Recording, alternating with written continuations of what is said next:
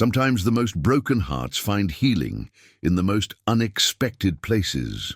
For Apache warrior Nakai, that place was the eyes of a starving wolf pup who appeared from nowhere in the desert twilight. The small wolf came close and raised its paw, like it was asking for help.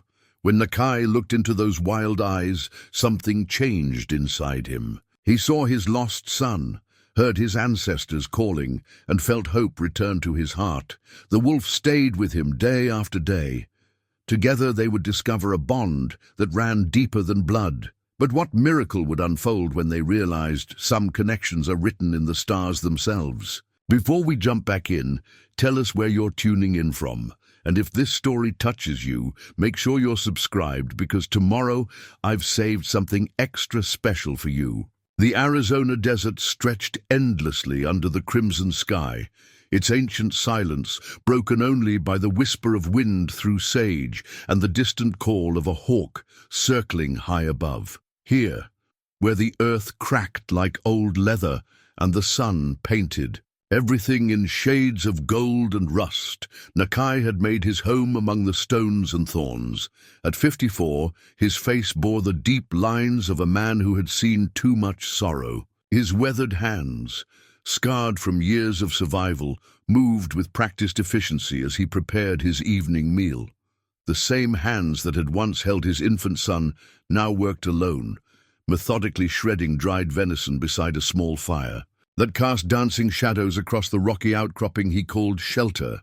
Nakai's camp was sparse but purposeful. A lean-to made of desert ironwood and salvage canvas provided protection from the elements. His few possessions were arranged with military precision: a water gourd carved from a large calabash, his grandfather's hunting bow wrapped carefully in deerskin, a small collection of tools worn smooth by constant use, and most precious of all, a faded leather medicine pouch that hung from his belt like a weight upon his soul. Inside that pouch rested the sacred stones his grandmother had given him as a boy. An eagle feather blessed by the tribal elder, and something that made his heart ache every time his fingers brushed against it. A tiny tooth, white as fresh snow, that had fallen from his son's mouth during his 6th summer. Nakai could still remember Ayana's gap-toothed grin, the way the boy had insisted on keeping the tooth to show his grandfather how proud he had been of this small milestone toward becoming a man. That was before everything changed, before the hunting trip that was supposed to teach Ayana the ancient ways of tracking became the day that shattered Nakai's world into pieces too small to ever reassemble. 10 years had passed since that morning when 13-year-old Ayana had walked beside his father into the desert, chattering excitedly about the deer signs they might find, the stories he wanted to hear about the old warriors, the dreams he carried of earning his own place among the men of their people. 10 years since Nakai had watched his son disappear around a bend in the canyon trail, calling back that he'd found fresh prints and would catch up in a moment. 10 years since that moment stretched into forever. The search had consumed weeks. Every canyon, every cave, every hidden spring for 50 miles had been scoured by dozens of tribal members and even the local authorities. They found tracks that led nowhere, scraps of clothing that might have belonged to anyone, and eventually nothing at all. Ayana had simply vanished into the desert as completely as if the earth had swallowed him whole.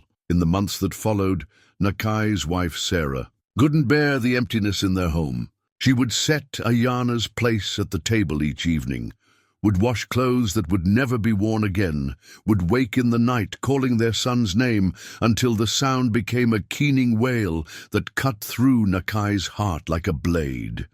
The grief consumed her slowly, relentlessly, until one morning he found her still and cold in their bed, her heart finally giving up its fight against a pain too deep to survive. The tribe had embraced him then, offering comfort and the warmth of community. But Nakai couldn't accept their kindness when he felt like a failure, a father who had lost his only child, a warrior who couldn't protect his own family. The rituals felt hollow, the ceremonies meaningless. The spirits that had once spoken to Him through the wind, and the flight of birds had gone silent. Even his gift for the old healing ways, passed down through generations of his bloodline, seemed to wither inside him like plants in drought. So he had walked away from everything, away from the reservation, away from the people who tried to help him heal, away from the life that reminded him daily of his failures. He took only what he needed to survive and came to this place where the desert stretched beyond the horizon, where he could live with his ghosts without inflicting his sorrow on others. His days followed the same pattern: rise before dawn to check the snares he set for rabbits and prairie dogs, walk the arroyos and hidden springs, mapping the subtle changes that meant the difference between life and death in this harsh landscape. Gather what could be eaten: prickly pear fruits, pine nuts when they were in season, the tender shoots of certain cacti that most people wouldn't recognize as food. In the afternoon, when the heat became too fierce even for desert-hardened skin, he would rest in whatever shade he could find and work on the small projects that kept his hands busy and his mind from dwelling too long in dark places. The evenings were the hardest. As the sun set and painted the desert in colors that took his breath away, even after all these years, he would remember how Ayana had loved this time of day. His son had possessed an artist's eye for beauty, would point out the way the light caught the edges of clouds, the patterns that shadows made on canyon walls, the particular shade of purple that only appeared in the desert sky just before full darkness fell. Tonight was no different than the hundreds that had come before. Nakai sat cross-legged beside his fire, pulling apart the tough fibers of dried meat with fingers that had grown strong from this simple, repetitive work. The flames danced and crackled, sending sparks up toward the first stars beginning to appear in the deepening sky. He had learned to find a kind of peace in this solitude. Not happiness, that seemed as distant as the stars themselves, but a quiet acceptance of what his life had become. The desert asked nothing of him except that he be strong enough to survive it. In return, it offered a harsh honesty that he found more comforting than the well-meaning sympathy of people who couldn't possibly understand his loss. The medicine pouch at his side seemed heavier tonight, as it sometimes did when memories pressed close.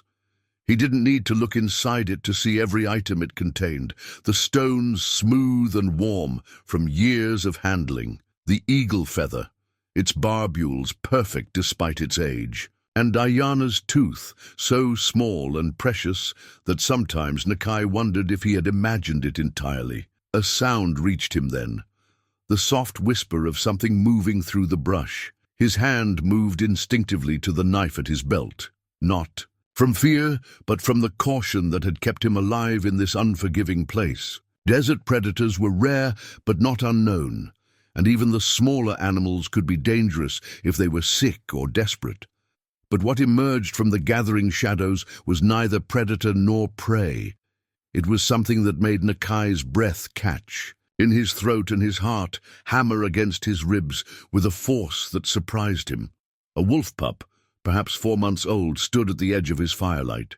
Its coat was the color of desert sand, marked with darker patches around the ears and down the spine. But it was the pup's condition that struck him most powerfully. This was a creature on the edge of starvation, its ribs clearly visible beneath. Thin fur, its eyes too large and a face made gaunt by hunger. The pup should have been with its pack, should have been learning to hunt under the protection of its parents. Instead, it stood alone in the dying light, swaying slightly on legs that trembled with exhaustion. For a long moment, neither moved. Nakai had seen wolves before, of course, though they were uncommon in this part of the desert. But something about this one seemed different, seemed almost familiar in a way that made no sense at all. Then the pup did something that stopped Nakai's heart entirely. Slowly, deliberately, it sat back on its haunches and raised one front paw, holding it, extended toward him in a gesture so human, so achingly familiar, that for a moment the desert, the fire, the entire world seemed to fade away around him. It was exactly how Ayana used to ask for things as a small child. that same patient posture, that same hopeful extension of his small hand, that same trusting expression that said he believed. Absolutely in his father's kindness, the meat fell from Nakai's suddenly nerveless fingers. The wolf pup held its paw aloft for what seemed like eternity, and in that suspended moment, Nakai felt something crack open inside his chest, a place that had been sealed tight for 10 years. His hand shook as he reached for a piece of the dried venison, tearing off a small portion with fingers that suddenly felt clumsy and uncertain. "Easy," he whispered, the first word he had spoken aloud in days. His voice came out rough and unfamiliar, like an instrument too long unused. "Easy. Now." The pup's ears twitched at the sound, but it didn't move from its begging position. Those eyes, golden brown and ancient beyond their years, remained fixed on Nakai's face with an intensity that made him feel exposed, as if this small creature could see straight through to his soul. He tossed the meat gently, placing it halfway between them. The pup's nostrils flared, and Nakai could see the effort it took for the young wolf not to lunge forward. Instead, it lowered its paw slowly and approached the food with careful, measured steps. Even starving, it maintained a dignity that reminded Nakai powerfully of his son. Ayana had possessed that same quiet pride, that same refusal to show desperation even when he wanted something badly. The pup ate with delicate precision, chewing thoroughly despite what must have been overwhelming hunger. When it finished, it sat again and looked directly at Nakai, tail giving the smallest of wags. Not the frantic gratitude of a mere animal, but something that felt almost like acknowledgement between equals. "Where did you come from, little brother?" Nakai asked softly, using the Apache words that came more naturally than English after so many years alone. The pup's ears perked forward at the familiar sounds, head tilting as if listening carefully to every syllable. For 3 days, the pattern repeated itself. The pup would appear at sunset, always from a different direction, always maintaining the same respectful distance. It would wait patiently while Nakai prepared his meal, never begging beyond that first polite gesture, never approaching closer than invited.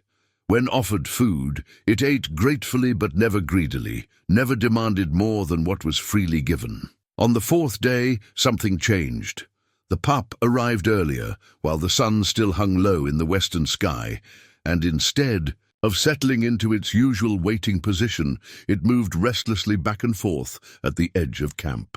When Nakai looked up from mending a tear in his water bag, the pup was watching him intently, then deliberately looked toward the east before returning its gaze to his face. "You want me to follow you," Nakai said, and felt foolish for talking to an animal as if it could understand complex ideas. But the pup's response dispelled his embarrassment entirely. It stood immediately, tail wagging once in what could only be described as confirmation, then took several steps eastward before stopping to look back. Nakai had explored much of the desert within walking distance of his camp, but he found himself curious about where this strange little guide might lead him. He secured his fire and gathered his water and walking stick, then nodded to the pup. "Show me, then." The wolf led him through terrain he had crossed dozens of times, but by routes he had never noticed. Between 2 familiar rock formations lay a narrow passage that seemed to appear only when viewed from precisely the right angle. The pup moved through it confidently, as if following a well-known path, pausing occasionally to ensure Nakai could keep up. They walked for nearly an hour as the sun continued its descent, painting the canyon walls in shifting patterns of gold and crimson. The air grew cooler as they moved deeper into the maze of stone, and Nakai noticed the sound of water somewhere ahead. Not the trickle of a desert spring, but the steady murmur of a hidden stream. The pup stopped suddenly, so abruptly that Nakai nearly stumbled into it. They stood at the entrance to a small clearing where ancient cottonwoods created a canopy of green shade, their roots fed by a spring that bubbled up from deep underground before flowing away into the rocks. It was a place of power, Nakai could feel it in the way the air seemed to shimmer, in the profound quiet that settled over everything like a blessing. But it was what lay beside the spring that made his knees buckle and his vision blur with sudden tears. Partially buried in the sand, its leather handle worn smooth by familiar hands, lay Ayana's hunting knife, the blade his grandfather had forged for the boy's 13th birthday, the knife Ayana had been so proud to carry on their final hunting trip together, the knife that should have been lost forever in whatever tragedy had claimed his son. Nakai fell to his knees beside the half-buried treasure, his hands shaking as he brushed away 10 years of accumulated sand and debris. The knife was exactly as he remembered it. The curved blade sharp and unblemished, the handle wrapped in strips of leather that Ayana had painted with traditional symbols, the small medicine bundle tied to the pommel that held a fragment of turquoise and one of his baby teeth. "How is this possible?" he whispered, cradling the knife against his chest. The metal was warm, as if it had been lying in sunlight instead of buried in sand. "How did you know?" The pup had moved to sit directly beside him, close enough now that Nakai could feel the warmth of its small body. When he looked down, those golden eyes reflected a depth of understanding that stopped his breath. This was not the blank gaze of a wild animal. This was recognition, compassion, and something that looked remarkably like love. A movement at the edge of his vision made him turn toward the spring, and what he saw there drove all rational thought from his mind. The water, which had been running clear and steady, began to swirl in impossible patterns. Within those patterns, images formed and dissolved like reflections in a dream. He saw Ayana as a toddler, splashing in this very spring while Sarah watched. From the shade, her laughter echoing off the canyon walls. He saw his son at 7, carefully braiding sweetgrass the way his grandmother had taught him, his small fingers working with patient concentration. He saw Ayana at 10, listening with rapt attention as Nakai told the old stories about the animal. Spirits that guided lost souls back to the light, and then he saw something that made his heart stop entirely. Ayana at 13, standing in this clearing, no longer the boy who had walked into the desert 10 years ago, but somehow transformed. He was taller, older, and around him moved shapes that were not quite human and not quite animal. Spirit beings that Nakai recognized from the most sacred stories of his people. In the vision, Ayana turned toward the spring as if he could see his father across the years, across the boundary between the living world and whatever realm he now inhabited. His lips moved, and though Nakai heard no sound, the words appeared in his mind as clearly as if they had been spoken aloud. "Father, I have been waiting for you to be ready to understand. I never left you. I was called to something greater, but I never left you." The images faded, leaving only the clear water running over stone and the steady presence of the pup at his side. Nakai sat in stunned silence as the truth settled into his bones with the weight of absolute certainty. This clearing was where Ayana had undergone his transformation. This was where his son had been chosen by the spirits to serve a purpose greater than any earthly life could provide. And this pup, this impossible guide who had led him here, who had shown him what he needed to see, this was no ordinary wolf. Nakai looked down into those ancient knowing eyes and whispered the words that changed everything. "Ayana, is that you, my son?" The pup, his son, moved closer and gently placed its head against Nakai's chest, directly over his heart. In that moment of contact, 10 years of grief and guilt began their long transformation into something that might someday become peace. The night that followed the discovery at the spring passed without sleep. Nakai sat beside his small fire, the wolf pup curled against his side, with a trust that both comforted and overwhelmed him.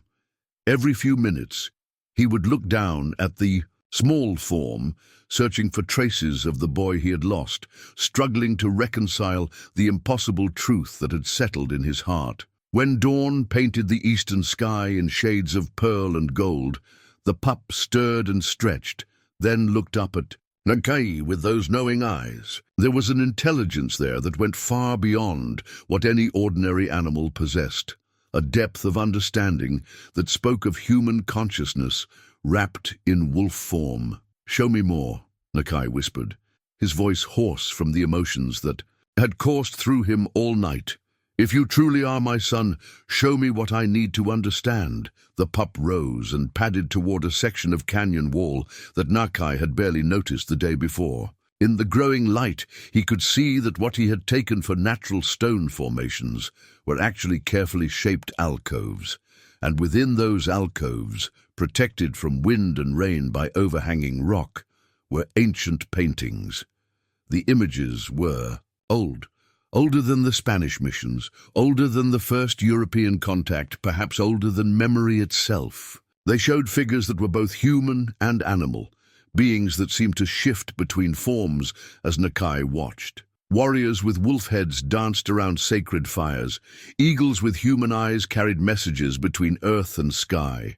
And in the center of it all, a scene that made Nakai's breath catch in his throat. A man knelt beside a wolf, both figures surrounded by symbols that Nakai recognized as his own family's sacred markings. The sun disk of his grandfather's clan, the mountain symbols that represented his grandmother's people, the intertwined serpent that had been carved into Ayana's knife handle. These paintings weren't just ancient art, they were a record of his bloodline, a map of spiritual gifts that had been passed down through generations. "The sight," he whispered, remembering his grandmother's words from long ago. She said our family carried the sight, the ability to speak with spirits, to help lost souls find their way between worlds. The pup moved to stand directly beneath the central painting, and as it did, Nakai noticed something that made his hands tremble. The wolf in the ancient image bore the exact same markings as the pup, the same sand-colored coat, the same dark patches around the ears, the same distinctive white blaze down the chest that he had thought was simply natural coloring. "You've been preparing for this," Nakai said, understanding flooding through him like water through parched earth. "This wasn't accident or coincidence. You've been waiting for me to find this place, to understand what our family was meant to do." The pup's response was to move deeper into the hidden canyon, leading Nakai to discoveries that rebuilt his understanding of everything he thought he knew. A natural shelter formed by fallen boulders contained tools that had been left by someone who understood the old ways. A grinding stone for preparing medicinal plants, bundles of dried herbs carefully wrapped in waterproof skins, containers made from carved gourds that still held pure water despite years of abandonment.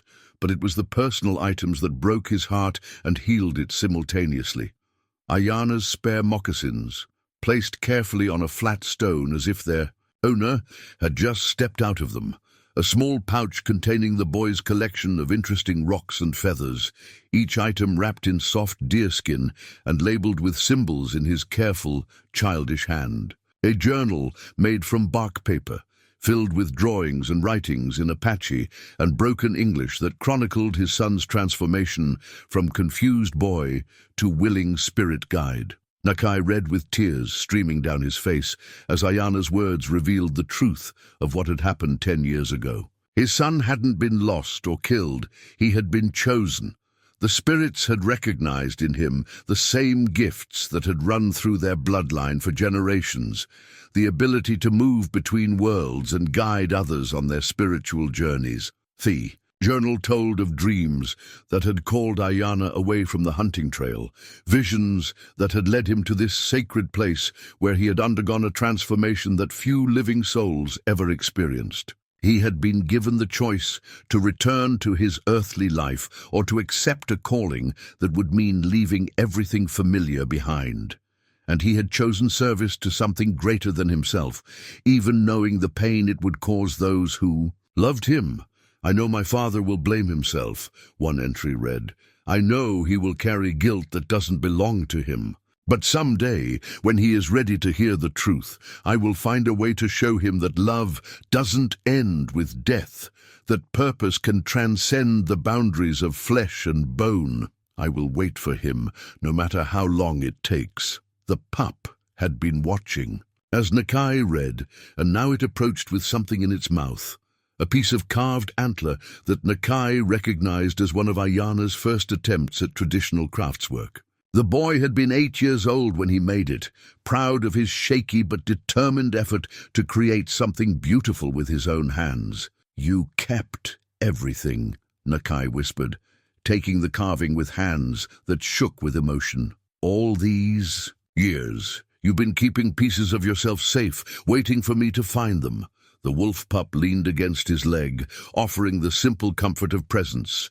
And for the first time in 10 years, Nakai felt something besides grief and guilt. He felt gratitude, not for the loss of his son, but for the incredible privilege of being chosen to understand a mystery that few fathers would ever experience. As they shared another meal that evening, this time in the sacred canyon rather than at his lonely camp, Nakai found himself talking to the pup as he had once talked to Ayana during their long walks in the desert. He spoke of his pride in his son's spiritual maturity, his amazement at the sacrifice the boy had made, his growing understanding that love could take forms beyond anything he had ever imagined. The pup listened with the same attention Ayana had always given to his father's words, occasionally tilting its head or moving closer when the emotions became too heavy to bear alone. And when Nakai finally fell asleep that night, it was with the wolf curled against him, like the child who used to crawl into his parents' bed during thunderstorms, seeking comfort and offering it in equal measure. For the first time in a decade, Nakai's dreams were filled with light instead of darkness, with possibility instead of despair. He was beginning to understand that his son had not been taken from him. Ayana had been transformed into something that could never truly be lost. The wooden horse was perfect in its imperfection, carved with a child's determination but lacking a child's skill. It bore the marks of small hands and a patient heart. Nakai found it tucked into a crevice in the canyon wall, wrapped in a piece of soft deerskin that still carried the faintest trace of his son's scent, even after all these years. He remembered the winter Ayana had made it, working for weeks with his grandfather's carving tools, while snow fell outside their warm home. The boy had been 7 years old, frustrated by his inability to make the legs perfectly straight, the mane flowing and realistic like the horses in the picture books his teacher had shown him at school. "It doesn't have to be perfect," Nakai had told him, sitting beside his son in the firelight. "The spirits care more about the love you put into something than whether it looks exactly right." "But I want it to be beautiful," Ayana had replied, his small face scrunched with concentration. As he worked, "I want to give it to someone special. Who will you give it to?" Nakai had asked, though he suspected he already knew the answer. "The canyon spirits," Ayana had said solemnly. "Grandmother told me they protect lost travelers and help them find their way home. I want to give them something so they'll know. I'm grateful." Now, holding that same wooden horse in his weathered hands, Nakai understood that his son had been preparing for his spiritual calling even as a young child. The gift had been left here in this sacred place, waiting for the moment when its creator would return in a different form to guide his father toward understanding. The wolf pup sat beside him as he turned the carving over and over in his palms, and Nakai found himself speaking aloud the words he had never been able to say during the dark years of grief and isolation. "I was so angry with you," he admitted, his voice barely above a whisper, "for leaving me, for choosing something I couldn't understand. I felt like you had abandoned everything we were building together, your training as a hunter, your place in the tribe, your future as a man among our people." The pup moved closer, pressing its warm flank against Nakai's leg in a gesture of comfort that was heartbreakingly familiar. But you were already becoming something greater than I could imagine, weren't you? Even as a little boy, you understood things that I'm only beginning to grasp now." He told the wolf about the day Ayana had disappeared, reliving the moment when his world had shattered into fragments. They had been tracking a small herd of deer through the early morning mist, moving with the patient silence his son had learned so well. Ayana had spotted fresh prints leading toward a side canyon and had asked permission to follow them alone. "Just for a few minutes, father," he had said, his young face bright with excitement. "I want to see if I can track them to their water source without your help," Nakai had agreed, proud of his son's growing confidence and skill. "Stay within shouting distance," he had called as Ayana disappeared around a bend in the trail. "We'll meet back here in half an hour." But half an hour had stretched into an hour, then two, then the longest day of Nakai's life. He had searched every inch of the canyon, following tracks that seemed to vanish into thin air, calling his son's name until his voice was raw and broken. When other members of the tribe joined the search, bringing dogs and supplies for an extended hunter, they found evidence that made no sense. Ayana's track simply stopped at a certain point, as if he had been lifted into the sky. "I blame myself," Nakai continued, the words coming easier now as the pup listened with the same patient attention Ayana had always given to difficult conversations. "I should have gone with you. Should have known that something powerful was calling you away from ordinary life. Should have recognized the signs that our family's spiritual gifts were awakening in you." The wolf made a soft sound, not quite a whine, not quite a whimper, but something that conveyed understanding and forgiveness in equal measure. It moved to place its head on Nakai's knee, a gesture so achingly familiar that tears began flowing freely down his cheeks. "Your mother couldn't survive the not knowing," he said, stroking the pup's soft fur with trembling fingers. "She held on to hope for months, setting your place at the table, washing your clothes, talking about what we would do when you came home. But the uncertainty ate at her like a poison. She died, believing that we had failed you, that we should have been able to protect you from whatever took you away." He paused, overwhelmed by memories of Sarah's final days, the way she had grown thin and frail, how her eyes had lost their light as hope transformed slowly into despair. She had passed away in her sleep on a cold winter morning, and Nakai had found her with tears dried on her cheeks, his son's name on her lips. "But now I understand," he whispered to the wolf who was and wasn't his son. "She didn't fail, and neither did I. We raised a boy who was brave enough to accept a calling that few souls ever receive. We gave you the foundation of love and wisdom that made it possible for you to choose service over self, sacrifice over safety." The pup responded by gently licking his hand, and in that simple gesture, Nakai felt layers of guilt and self-blame begin to dissolve. For 10 years, he had carried the weight of imagined failure, convinced that better parents would have somehow prevented the loss of their child. Now he began to see that they had actually succeeded in the most profound way possible. They had raised a son whose spirit was strong enough to transcend the boundaries of ordinary existence. That night, as they shared another meal in the sacred canyon, Nakai found himself remembering not just the tragedy of Ayana's disappearance, but the joy of his presence during the 13 years they had shared. He spoke of the boy's laughter, his curiosity about everything from cloud formations to the tracks left by different animals. He recalled Ayana's gentleness with smaller children, his respect for elders, his innate understanding that all living things deserved compassion and care. "You were already becoming the man you were meant to be," Nakai said as the stars emerged in the darkening sky. "I just couldn't see that your destiny lay beyond the boundaries of what I thought possible." The wolf curled up beside him as they prepared for sleep, and for the second night in a row, Nakai's dreams were touched with peace instead of torment. He was beginning to understand that healing didn't mean forgetting. It meant remembering. with gratitude instead of anguish, with celebration instead of despair. The sacred pipe had not drawn breath for 10 years. It lay wrapped in soft deerskin in the deepest part of Nakai's medicine pouch, alongside the other ceremonial items he had abandoned when his faith died with his son's disappearance. His grandfather had carved it from red pipestone during a vision quest, and for 3 generations it had served their family in times of prayer and healing. Now, with morning light filtering through the canyon walls and the wolf pup sitting patiently beside him, Nakai unwrapped the pipe with hands that trembled with more than age. The carved bowl was smooth as glass, decorated with symbols that told the story of his lineage.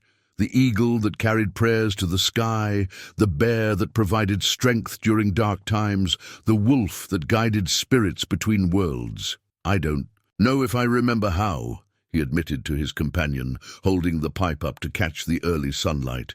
"It's been so long since I believed the spirits would listen to anything I had to say." The pup moved closer, its presence providing the same steady comfort it had offered for the past several days. But today, something was different. As Nakai prepared the sacred tobacco mixture his grandmother had taught him to make, mixing it with sweet grass and sage according to the old traditions, the air around them seemed to shimmer with anticipation. He struck the fire with flint and tinder, his movements growing more confident as muscle memory awakened after years of disuse. The small flames caught and held, and he lit the pipe with the reverence his ancestors had shown for countless generations. As the first smoke rose toward the canyon ceiling, the wolf pup did something that made Nakai's breath catch in his throat. It sat back on its haunches in the exact posture of respect that Apache tradition required during sacred ceremonies, head tilted slightly upward, eyes focused on the rising smoke with an attention that spoke of deep understanding. This was not the behavior of an ordinary animal. This was the reverence of someone who had been raised in the old ways, who understood the significance of what was taking place. Nakai drew the sacred smoke into his lungs and released it slowly, offering prayers he hadn't spoken in a decade. Words in the ancient language of his people, requests for guidance and healing that emerged from some deep place in his spirit that grief had not been able to touch. And as the smoke swirled and danced in the still air, something extraordinary began to happen. The figure appeared gradually, like an image emerging from morning mist. At first, it was just a suggestion of presence, a thickening of the smoke that might have been imagination. But as Nakai continued to pray, the shape solidified until he could clearly see the familiar form of his grandfather, dead these 15 years, but now standing before him with the same gentle smile that had comforted him throughout his childhood. "Grandson," the spirit said, his voice carrying the warmth of summer wind through pine trees, "it has been too long since you sought the wisdom of your ancestors." Nakai's voice failed him completely. He could only stare at this beloved figure who had been his first teacher in the ways of the spirit, the man who had shown him how to read signs in cloud formations and animal behavior, how to find water in the desert and medicine in common plants. "Grandfather," he finally managed to whisper, "I lost my faith, I lost my way. I couldn't find the path back to the light." The old man's expression grew infinitely compassionate. "Faith is not lost, grandson. Sometimes it simply sleeps until we are ready to wake it again. Your son understood this. He knew that his transformation would be the key to awakening your spiritual gifts once more." "Ayana chose this path?" Nakai asked, though part of him already knew the answer. He chose it, and he chose it with full knowledge of what it would cost, both of you. But he also knew that the gifts of your bloodline were needed in this world, that you would eventually understand your role as a bridge between the living and the spirit realm. The wolf pup moved to sit directly between Nakai and his grandfather's spirit, and as it did, the old man's smile grew even warmer. "He has been patient, this son of yours, waiting in a form that could approach you without frightening you, guiding you slowly toward understanding. But there is more work to be done, grandson. Your people need what you can offer them, the healing that comes from knowing that death is not an ending, but a transformation. I don't know if I'm strong enough, Nakai admitted. I've been alone so long, carrying so much anger and grief. How can I help others when I'm still broken myself? Broken things can be mended, his grandfather replied, and sometimes the places where they break become stronger than they were before. Your son's sacrifice has given you a gift that few shamans ever receive, direct knowledge that love transcends the boundaries between worlds. This is what our people need to hear, especially the ones who have lost children, spouses, parents to violence or disease or simple misfortune. The vision was beginning to fade, but the old man's final words rang clear as church bells in the canyon air. Trust the wolf, grandson. Let him lead you back to your tribe when you are ready. There are others who need to learn what you have learned, others who need to know that their loved ones are not lost but transformed, as his grandfather's. Spirit dissolved back into smoke and morning light. Nakai felt something shift inside his chest. The terrible weight of isolation that had pressed down on him for 10 years was beginning to lift, replaced by something he had almost forgotten existed. Purpose. He looked down at the wolf pup, seeing not just his transformed son, but a guide toward a future he had never imagined possible. You knew this would happen, he said softly. You knew that bringing me here, showing me the truth about your transformation, would heal more than just my grief. You knew it would heal my spirit. The pup's tail wagged once in acknowledgement, and its eyes held depths of wisdom that belonged to both wolf and boy, both spirit guide and beloved son. For the first time since that terrible day 10 years ago, Nakai began to believe that his story was not ending in darkness and solitude. Perhaps instead, it was just beginning to unfold in ways that would bring light to others who walked in shadows similar to his own. The wind chimes sang without wind.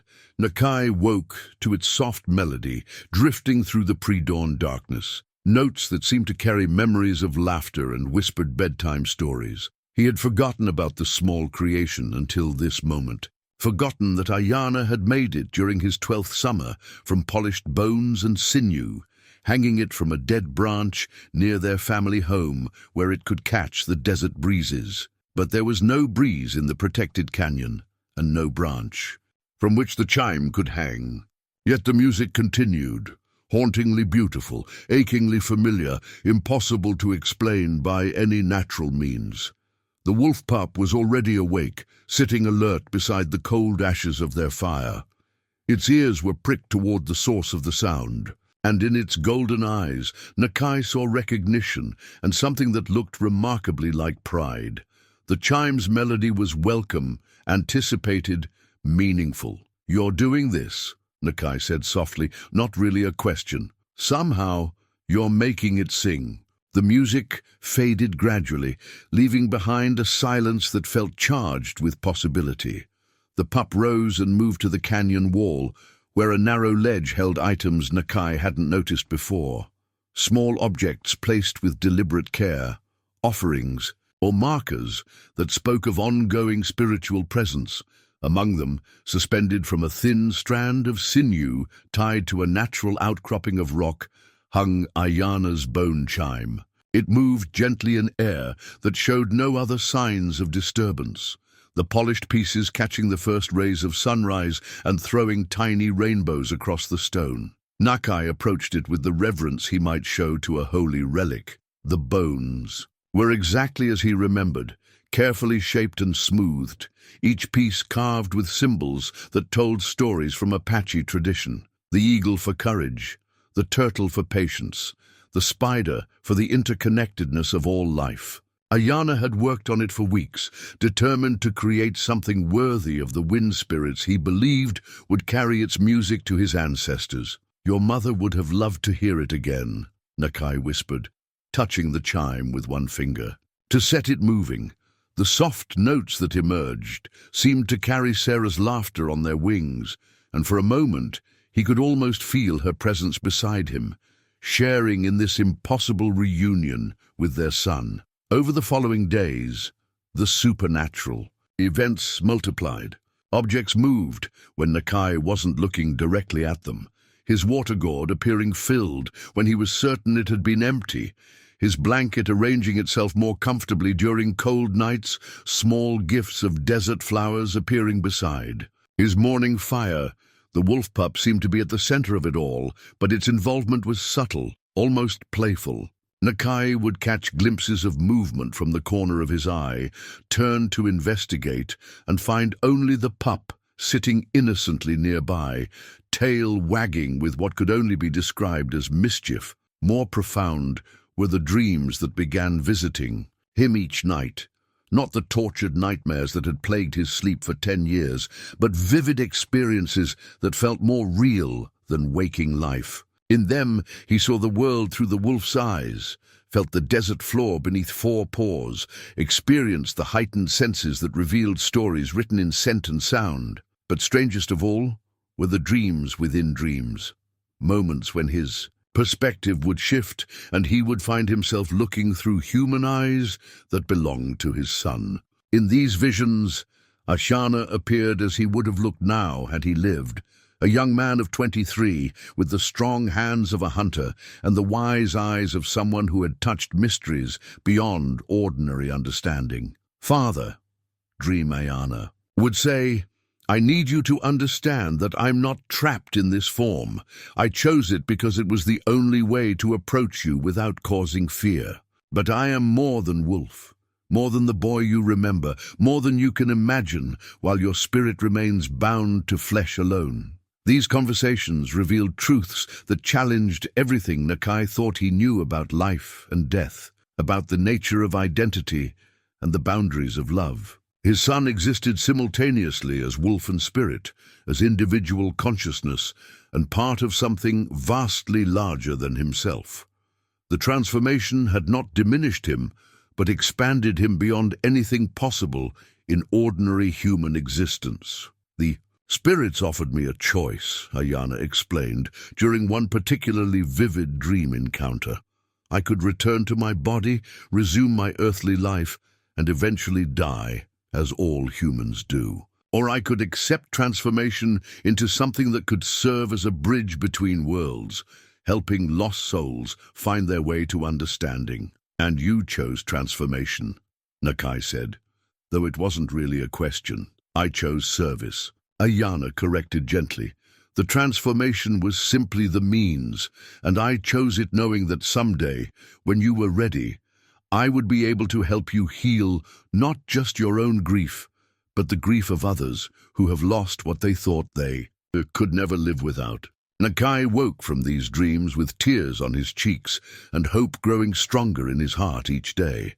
The wolf pup would always be beside him when he opened his eyes, offering the comfort of presence and the promise of continued connection. During the daylight hours, the pup began leading him to places he had never seen before, despite years of exploring the desert. They would walk for miles through terrain that seemed to shift and change around them, arriving at hidden springs and secret canyons that held traces of ancient spiritual practices. In one such place, they discovered a natural amphitheater where the acoustics were so perfect that whispered words carried clearly across the entire space. The walls were covered with pictographs showing ceremonies and rituals, some so old that the symbols were nearly worn away by time and weather. This is where our ancestors came to speak with the spirits, Nakai realized, running his fingers over images that seemed to pulse with residual power. This is where they learned to bridge the gap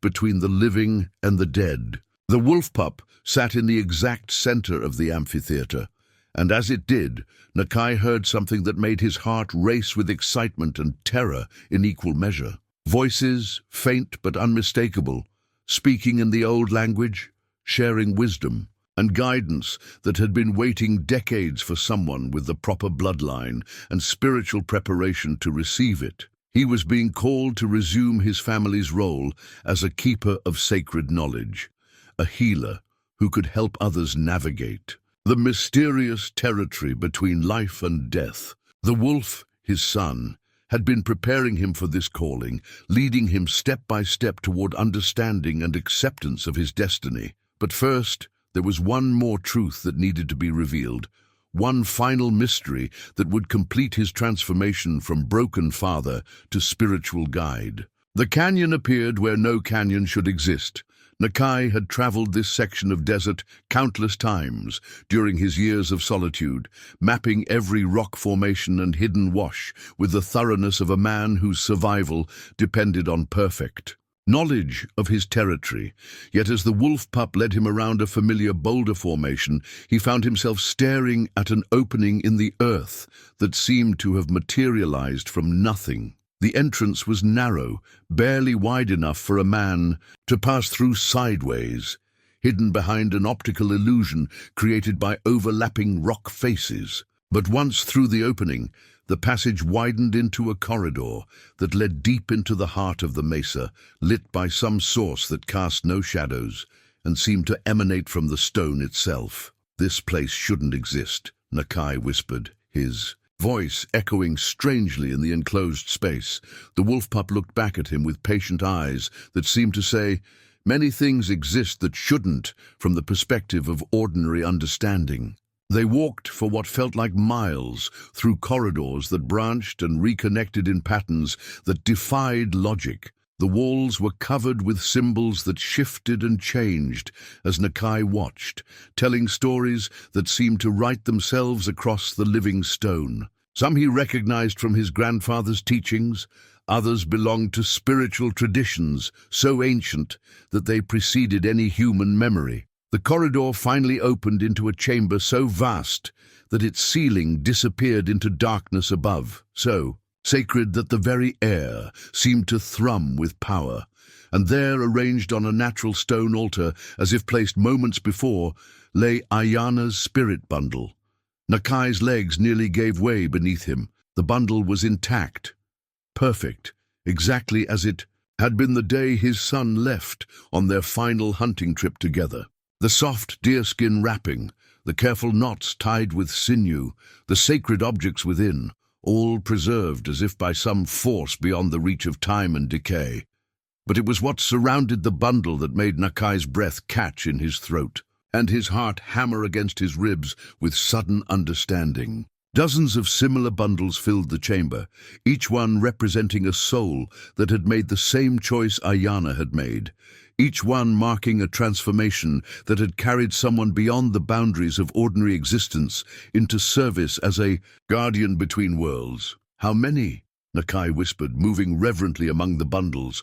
"How many have chosen this path?" The wolf pup padded to the center of the chamber, where the largest bundle rested, clearly the oldest, its deerskin wrapping darkened with age but still intact. As the pup approached it, the air began to shimmer and dance, and slowly, like figures, emerging from morning mist, spirits began to appear throughout the chamber.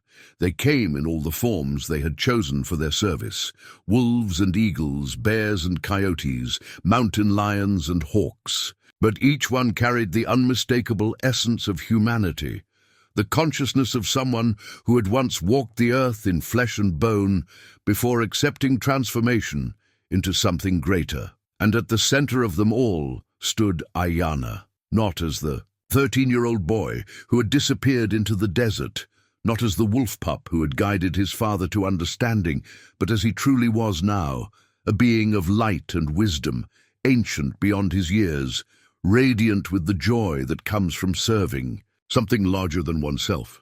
"Father," he said, his voice carrying harmonics that seemed to resonate in Nakai's bones, "I've been waiting so long for you to be ready to see me as I truly am." Nakai fell to his knees, overwhelmed by the beauty and impossibility of his son's transformation. This was Ayana, unmistakably, but also infinitely more than the boy he had raised. The love was the same, that boundless, unconditional love that had defined their relationship from the moment of birth. But now it was amplified beyond anything possible in ordinary human existence, purified and strengthened by spiritual service. "My son," Nakai whispered, tears streaming down his weathered cheeks, "my beautiful, impossible son." I never left you, Father. I could not leave you, because love doesn't recognize the boundaries between life and death, between flesh and spirit. I simply changed forms so that I could better serve not just our family, but all families who struggle with loss and grief. Ayana gestured to the other spirits surrounding them, each one radiating the same joy, the same sense of purpose fulfilled. We are guardians now, helpers who guide the living toward understanding that death is not an ending, but a doorway. We comfort the grieving, we protect the lost, we serve as bridges between the world you know and the worlds beyond your current perception. But you were so young, Nakai said, his voice breaking with the weight of a decade's worth of suppressed emotion. You had so much life ahead of you, so many experiences you'll never have. Ayana's smile was radiant with compassion. Father, I have experienced more in these 10 years than I could have in 100 lifetimes of ordinary existence. I have traveled between stars, communed with the consciousness that flows through all living things, touched the source from which all love springs. And I have been able to serve families like ours, helping them understand that their loved ones are not lost but transformed. The revelation hit Nakai like a physical blow. All these years, he had been mourning his son's death, while Ayana had been alive and active in ways that transcended anything possible in human form. The wolf pup hadn't just been a messenger or a symbol. It had been his son, choosing to limit himself to a form that could approach his grieving father without causing fear or disbelief. "You've been with me all along," Nakai whispered, looking at the wolf pup who sat patiently beside Ayana's spirit form. "Every day since you appeared, you've been guiding me back to life, back to purpose, back to understanding I couldn't force. The healing, Father. I could only create opportunities for it to unfold naturally.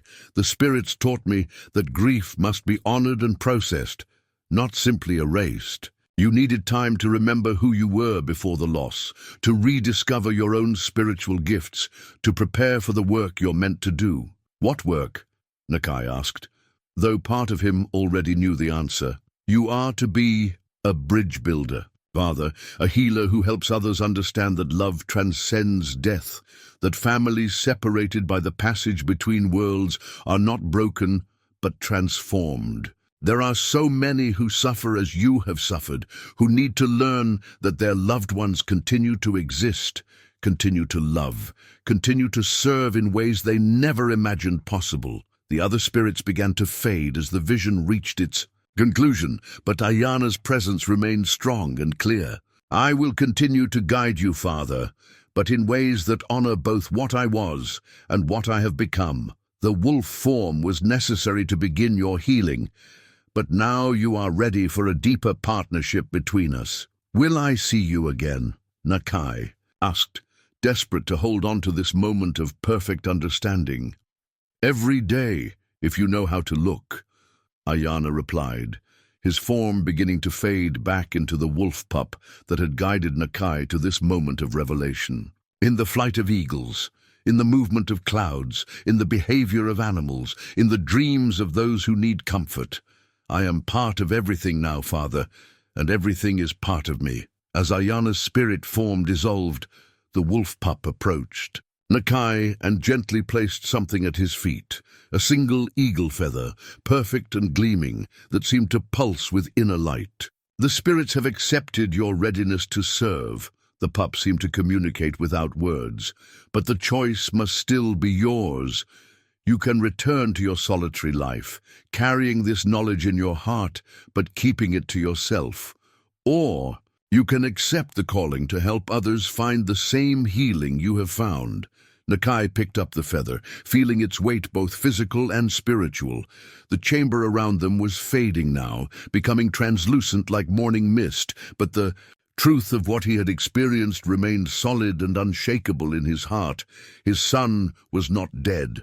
His son had been transformed into something far greater than death could touch, something that could continue to love and serve and guide across the boundaries that seemed so absolute to grieving hearts. And now Nakai himself was being offered. The chance to help other broken parents discover this same impossible, beautiful truth. The wolf pup looked up at him, with eyes that held all the love of the boy he had been and all the wisdom of the spirit guide he had become. In that gaze, Nakai saw his future, not the empty, bitter years he had imagined, but a life filled with purpose, connection, and the deep joy that comes from helping others heal. "Yes," he whispered, clutching the eagle feather to his chest.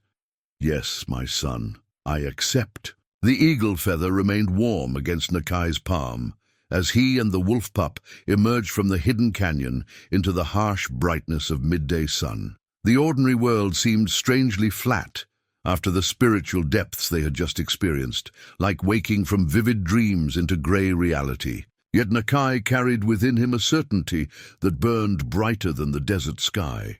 His son lived, transformed but not lost, and through Ayana's guidance he had discovered his own calling as a healer of grief. But knowing his purpose and accepting it fully were different things entirely. Over the following days, as they made their way back toward the lands where his tribe lived, Nakai found himself wrestling with doubts that rose like storm clouds in his mind. For 10 years, he had been a hermit, a broken man who had fled from human connection because he couldn't bear the weight of others' sympathy or the reminder of what he had lost. How could he possibly help other grieving families when his own healing was so new, so fragile? The wolf pup seemed to sense his internal struggle. During their evening camps, it would sit close enough for comfort, but far enough to give him space to work through the turbulent emotions that threatened to overwhelm him. Sometimes, Nakai caught glimpses of Ayana's human consciousness looking out through those golden eyes, patient, understanding, but also gently encouraging him forward when fear tried to pull him back toward isolation. "What if I fail them?" Nakai asked aloud during one restless night when sleep eluded him entirely.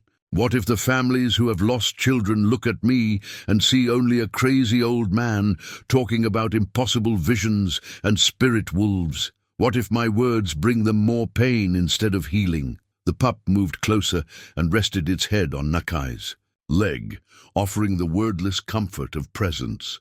In that touch, Nakai felt something he had almost forgotten existed. Faith. Not the blind faith that ignores evidence, but the deeper faith that trusts in love's ability to transcend any boundary, even death itself. As they traveled, the wolf led him to places where other grieving souls had left their marks on the landscape. A small shrine, built by a mother who had lost her daughter to illness, decorated with toys and flowers that were replaced regularly despite the remote location. A tree where someone had carved the names of twin boys who had drowned in a flash flood, the bark growing around the letters but never quite obscuring them. A circle of stones arranged by a grandfather who visited regularly to talk to the grandson who had died in a car accident, leaving offerings of tobacco and sage that spoke of ongoing conversation with the departed. Each site was a testament to the human need to maintain connection across the seeming finality of death. Each one validated what Nakai now understood to be true, that love doesn't end when breathing stops, that the bonds between souls persist in ways that most people sense, but few fully comprehend. "They're already seeking what I can offer them," he realized, examining a fresh bouquet of desert wildflowers left at the shrine. They know, in their hearts, that their loved ones continue to exist. They just need someone to confirm that their instincts are correct, that the connections they still feel are real. The wolf's tail wagged once in agreement, and Nakai felt another layer of doubt fall away, like old skin being shed. But it was when they encountered another person for the first time in years that his resolve faced its greatest test. The woman was probably in her 40s, though grief had aged her beyond her years. She knelt beside a small grave, marked with a wooden cross, her shoulders shaking with silent sobs that spoke of fresh loss and unbearable pain. Nakai recognized the posture, the particular quality of despair that belonged to a parent who had lost a child.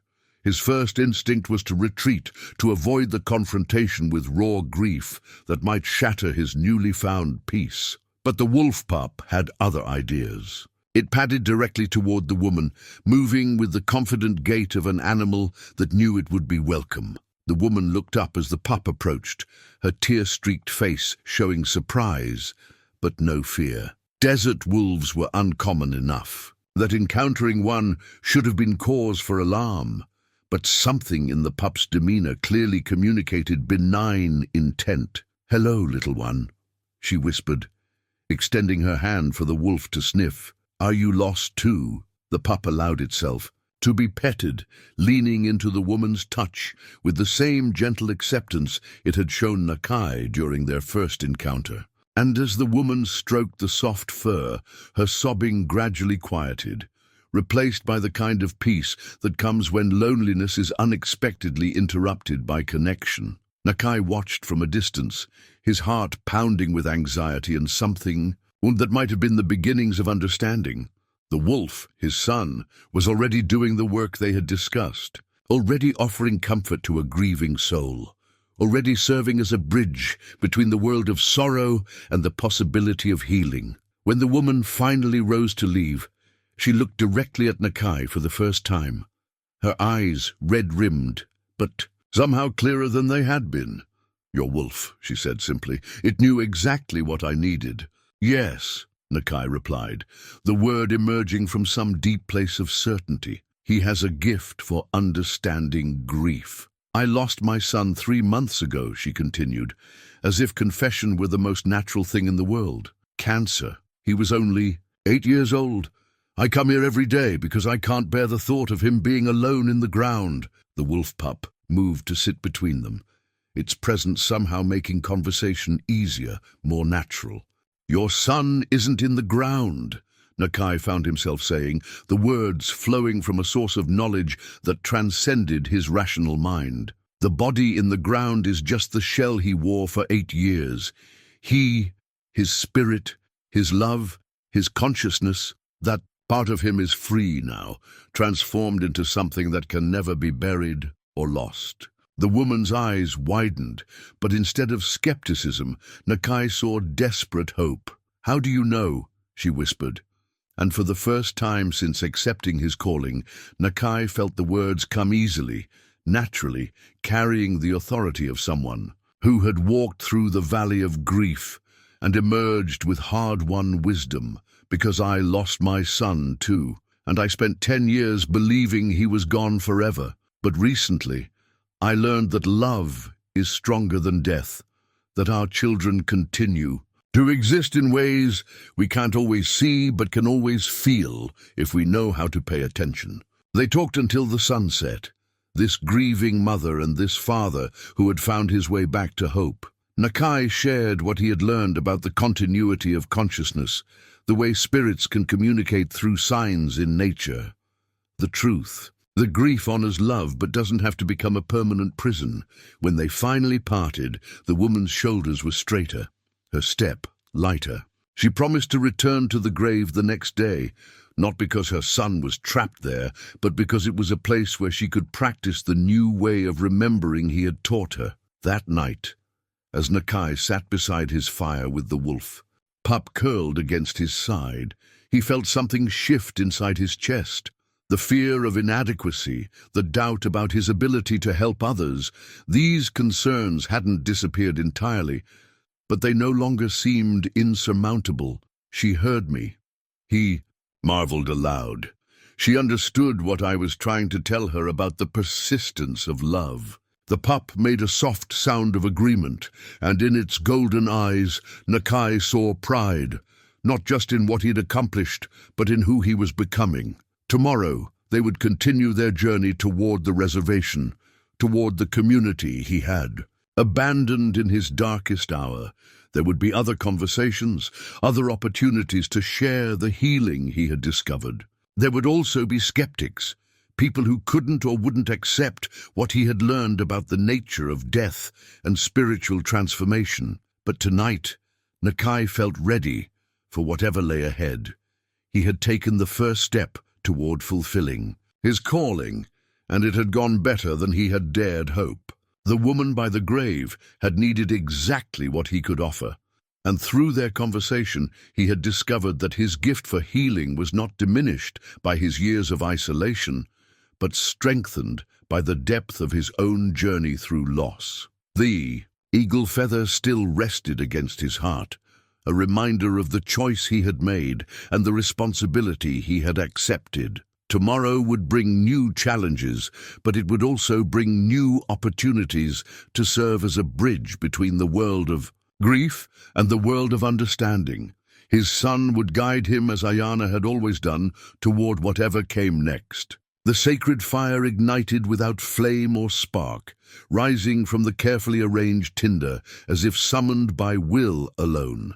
Nakai sat in the pre-dawn darkness of the hidden canyon where his journey had begun, watching flames that cast no smoke and gave off light that seemed to emanate from beyond the physical world. The wolf pup, Ayana in his chosen form, sat across from him. In the circle of stones Nakai had arranged according to the ancient patterns his grandfather had taught him decades ago. Between them lay the eagle feather, Ayana's hunting knife, the wooden horse, and the other sacred objects that had marked their path to this moment of ultimate truth. "My son," Nakai began, his voice steady despite the magnitude of what he was about to attempt. "For 10 years, I held you prisoner with my grief.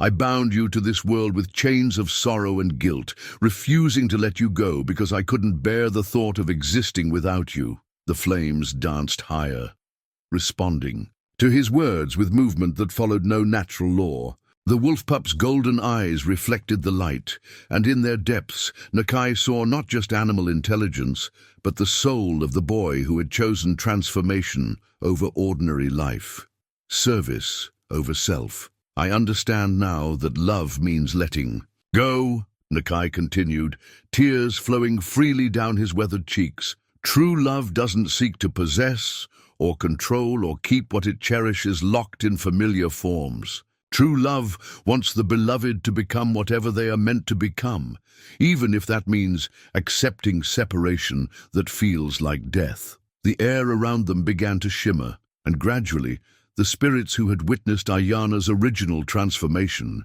materialized in the circle of firelight.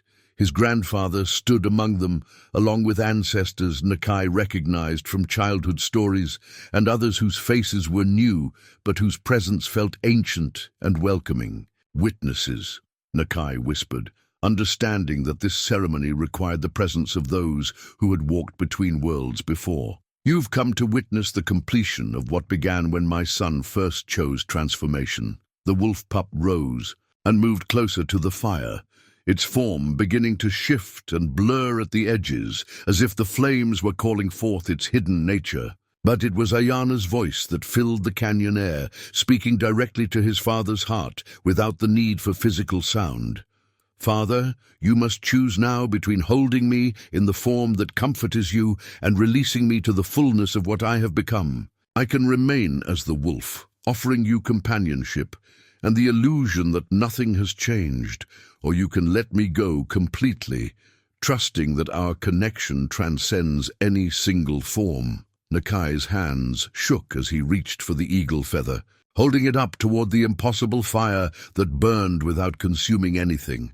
The feather caught the light and seemed to glow from within, pulsing with the rhythm of his own heartbeat. "I choose your freedom," he said, his voice breaking with the effort of speaking words that went against every instinct of parental protection. "I choose your joy, your growth, your service to something greater than the small world of my understanding. I release you from my need to keep you close, from my fear of being alone, from my grief that has become a cage for both of us." The fire roared higher, and the wolf pup's form began to shift more dramatically. One moment it was the familiar animal that had guided him through the desert, the next it was light and energy, consciousness unbound by physical limitations. "But I need you to know," Nakai continued, holding nothing back now as he spoke the deepest truth of his heart, that releasing you doesn't mean I love you less.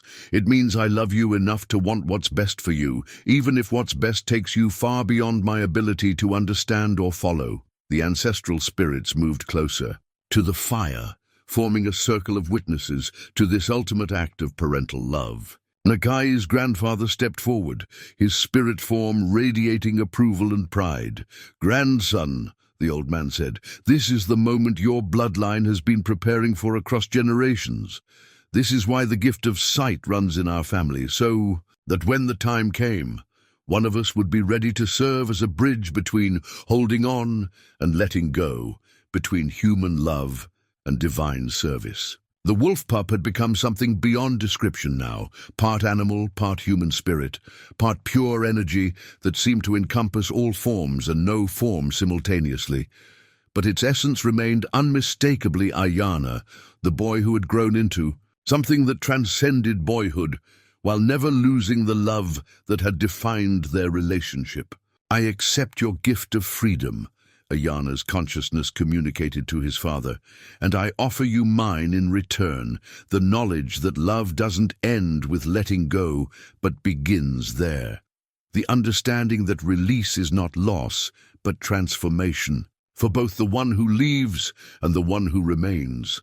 The sacred fire had grown until it filled the entire canyon with light that seemed to originate from everywhere and nowhere at once. The moment of complete transformation was at hand, and Nakai felt both terror and ecstasy as he prepared to witness his son's final metamorphosis from the wolf that had comforted his grief to the spirit guide who would serve purposes beyond his comprehension. The transformation began with light, not the harsh brightness of desert sun, but something softer and infinitely more profound.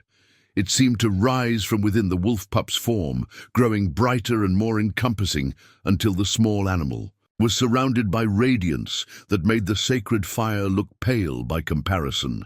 Nakai watched with tears streaming down his face as the light coalesced into a figure he recognized with every fiber of his being. Ayana stood before him, no longer 13 as he had been at the time of his disappearance, but ageless in the way of spirits who have transcended the ordinary progression of years. His son's face held the wisdom of someone who had touched the source of all creation, but his eyes still carried the love that had defined their relationship since the moment of his birth. He was beautiful beyond description, not in any physical sense, but in the way that perfect understanding and unconditional service create beauty that radiates from the soul outward. "Father," Ayana said, his voice carrying harmonics that seemed to resonate in every stone of the canyon walls, "thank you for loving me enough to let me go." "My son," Nakai whispered, reaching toward the figure before remembering that this was a moment for witnessing, not grasping. "My beautiful, brave, impossible son." Ayana moved closer, his form solid enough to seem real, but translucent enough to reveal the light that blazed within him. "I need you to understand that this is not goodbye. This is graduation for both of us. You are ready now to serve as I have been serving, and I am ready to take on responsibilities that extend far beyond the needs of our single family." Around them, the ancestral spirits nodded approval, their forms growing brighter as they prepared to welcome Ayana into whatever level of service he was ascending to. Nakai's grandfather stepped forward, placing a spectral hand on his grandson's shoulder. "He will guide many souls now," the old man explained. "Not just the grieving parents who need to understand that their children continue to exist, but the children themselves who are crossing over and need help adjusting to their new existence. He has learned to be a bridge between worlds in the most literal sense." Ayana turned back to his father, his expression radiant with joy and purpose. "The wolf form was my training ground, Father. It taught me patience, loyalty, and how to serve without demanding recognition. But now I am being called to work that requires all of who I have become. Not just the boy you raised, not just the wolf spirit that comforted your grief, but the bridge being I was always meant to be." "What will happen to me?" Nakai asked, though he already suspected the answer. "You will continue the work we started together," Ayana replied. "But now you'll do it as yourself, not as the broken father of a lost child, but as a healer who has experienced the deepest possible loss and discovered that even death cannot break the bonds of love. You'll help other families find their way to understanding, and sometimes, when the need is great enough, you'll help facilitate communications between the living and their transformed loved ones." The light surrounding Ayana began to intensify, signaling that this moment of direct contact was drawing to a close.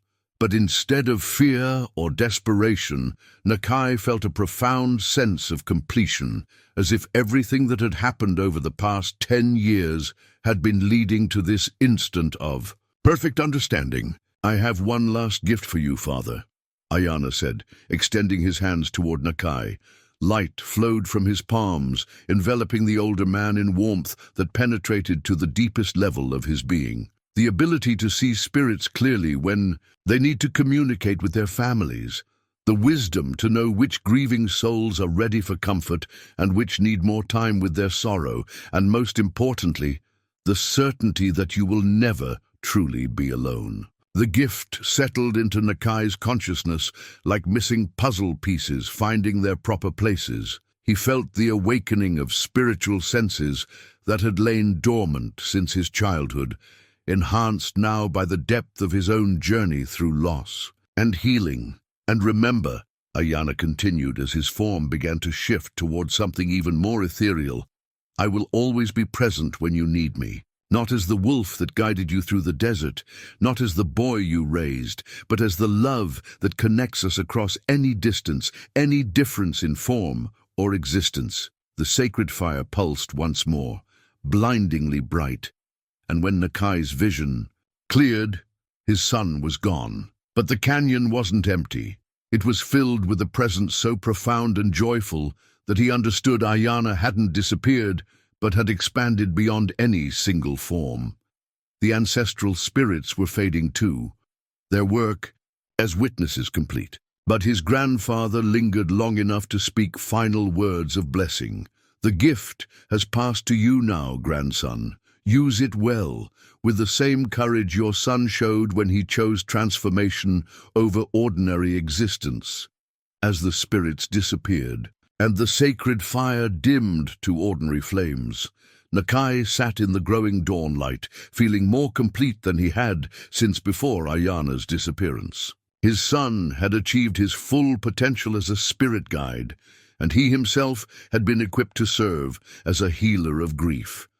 Not despite losing his child, but because of how deeply he had loved and how completely he had learned to let go. The eagle, feather in his hands, pulsed with warmth, confirming his readiness to begin the next phase of his journey. 6 months after the sacred fire ceremony, Nakai stood at the edge of the reservation where he had been born, where he had raised his son, where he had fled from in the aftermath of unbearable loss. The community spread before him looked both exactly the same and completely transformed, the houses and roads unchanged, but everything infused with new meaning through the lens of his spiritual awakening. Word of his return had traveled quickly.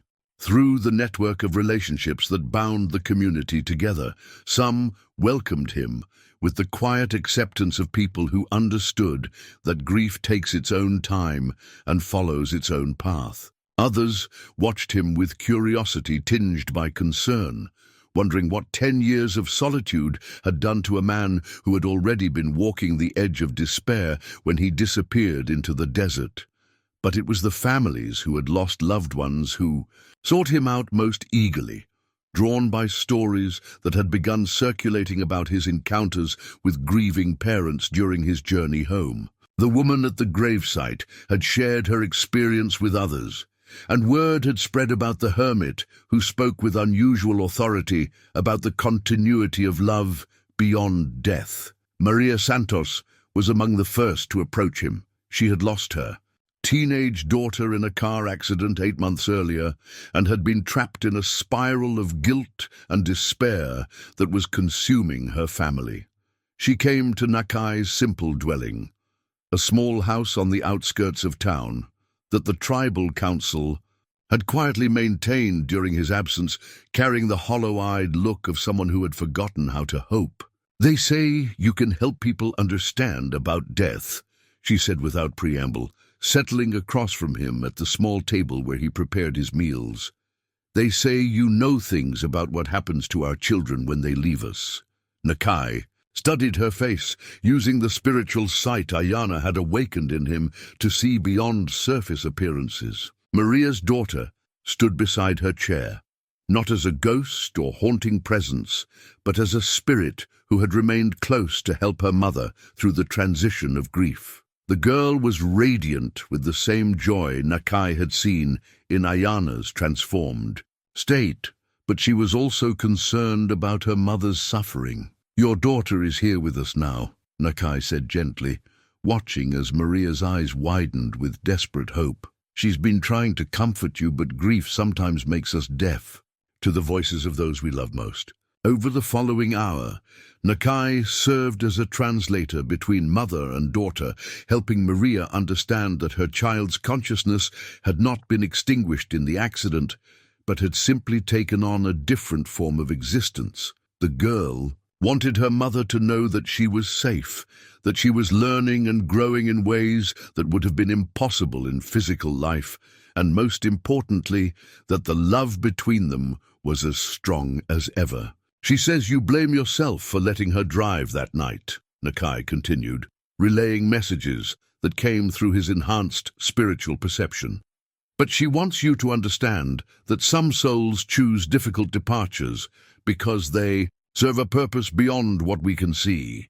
Her accident led to changes in the intersection design that will prevent other families from experiencing similar losses." By the time Maria left, her shoulders had straightened and light had returned to her eyes. She carried with her not just the knowledge that her daughter continued to exist, but practical guidance about how to maintain connection through meditation, attention to signs in nature, and the cultivation of the inner peace that makes spiritual communication possible. Word of such encounters spread throughout the community and beyond.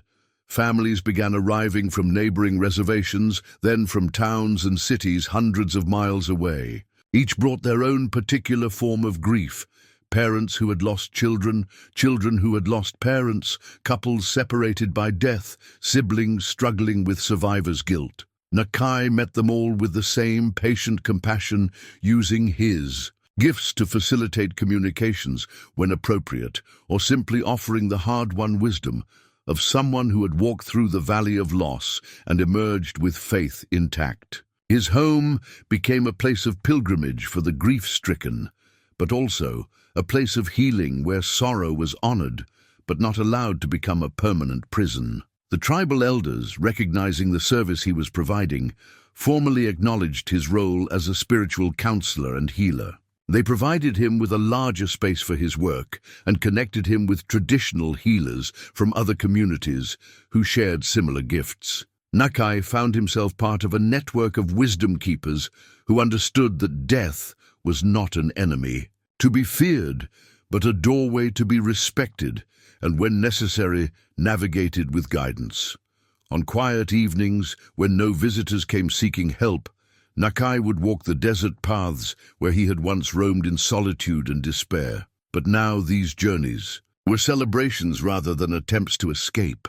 He felt Ayana's presence in the wind through sagebrush, saw messages of love and encouragement in cloud formations and the flight patterns of birds, experienced the deep peace that comes from knowing that separation is an illusion maintained only by limited perception. It was during one such walk, as the sun set behind familiar mountains and painted the sky in colors that took his breath away, that he encountered the new wolf pup. The small animal sat patiently beside the trail, its fur the color of fresh snow touched with gray, its eyes holding depths of intelligence that spoke of more than ordinary animal consciousness. It was thin from travel, but not starving, young but not helpless, clearly seeking something specific rather than wandering aimlessly. Nakai knelt beside the pup, extending his hand for it to sniff, and immediately felt the familiar warmth of spiritual recognition. This was another guide, another transformed soul choosing animal form to serve as a bridge between worlds. But this time, the pup was not here for him.